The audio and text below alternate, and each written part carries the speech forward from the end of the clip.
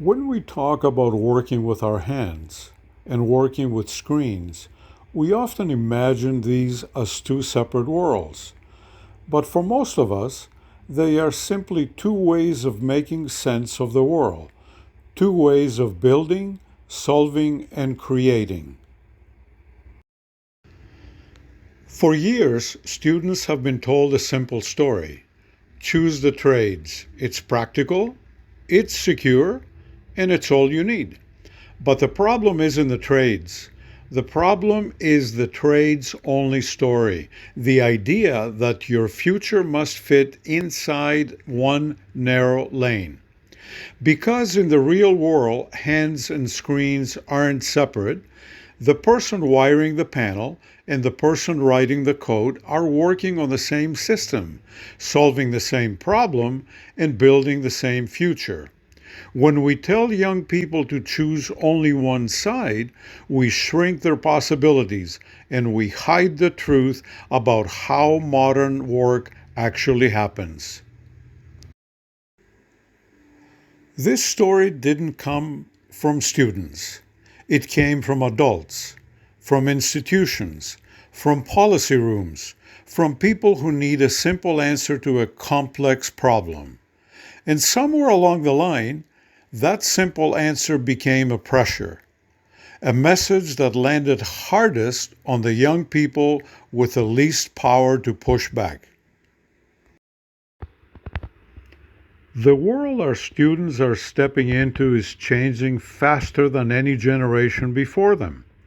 And today, it isn't replacing technical skill, it's sitting right beside it. Electricians, mechanics, welders, technologists, they all work with systems that now include sensors, software, automation, and AI driven diagnostics. AI literacy isn't about becoming a programmer. It's about understanding the tools that are already shaping every modern trade and learning how to work with them, not around them. When we tell students to choose trades only, we hide the truth that the future belongs to people who can move confidently between hands, systems, and intelligent tools. The old pathways were narrow: one door, one choice, one story. But today, new hybrid careers are emerging. Careers that blend hands on skill with intelligent tools, field work with data, physical systems with digital insights. These roles don't ask you to choose between the trades and technology. They ask you to bring both, to step into a wider landscape of possibility. Students deserve guidance that reflects the world as it is, not the world we grew up in, and not the world we wish still existed. Too often, young people are given advice based on old categories, old assumptions, and old fears. But the world they are stepping into is wider, more connected, and more hybrid than anything we've seen before.